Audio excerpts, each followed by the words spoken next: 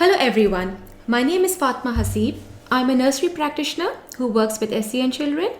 I'm based in London and I have a qualification in autism and counseling skills. In this video, I will be giving a short introduction about autism and then we will talk about some famous personalities suffering from autism.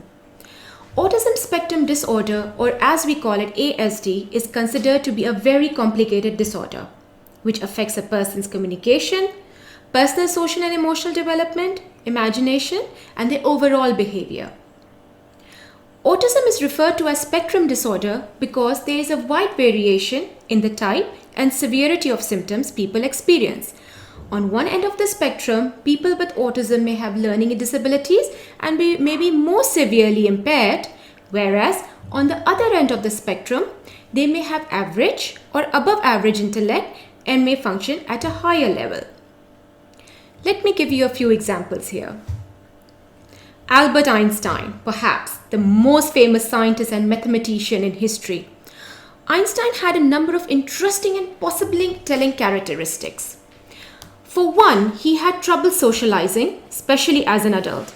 As a child, he had experienced severe speech delays and later echolalia, or the habit of repeating sentences to himself. And of course, there's the fact that Einstein was incredibly technical. Such characteristics have led many experts to conclude that he appeared somewhere on the autism spectrum. Bill Gates. Could Bill Gates, one of the richest men in the world, be autistic? Quite a few autism experts seem to think so. While nothing has been confirmed regarding whether or not Gates fall on the autism spectrum, those who seem to think he is cite things like the distinct rocking motion Gates displays when he concentrates, his shortened and monotone speech patterns, and his habit of avoiding eye contact on the rare occasion he speaks directly with someone else. These are all the common characters of those on the spectrum, and the evidence that Bill Gates may be autistic is quite persuasive. Sir Isaac Newton. Thanks to researchers at Cambridge University, we have a pretty good idea that Isaac Newton had Asperger's syndrome or something else on the spectrum. The researchers who also argue that Albert Einstein was autistic mention in their article evidences that Newton isolated himself as much as possible and was notoriously awkward when it came to typical daily conversation. He was not good at keeping friends and relied strongly upon routines. Lastly, there are a number of reports that suggest that he was often so focused on his work that he went for days and days at a time without eating or sleeping. Indeed, history is full of people who may consider to be or have been somewhere on the autism spectrum. These were just a few examples. My point here is to explain that when all these people with conditions of autism can make their mark on the history, so can any child with ASD. You might have a Mozart making at home, or a Michelangelo making a masterpiece, or even an Einstein with an IQ of 160. But the key is early identification and acceptance.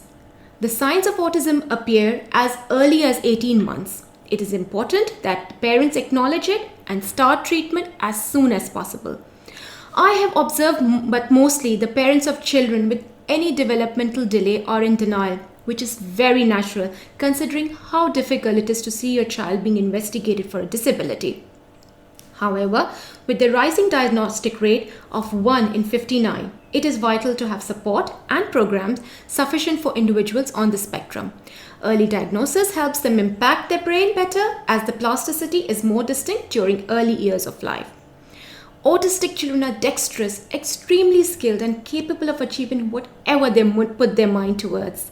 All they need is the correct approach to address their weakness and work on their strengths.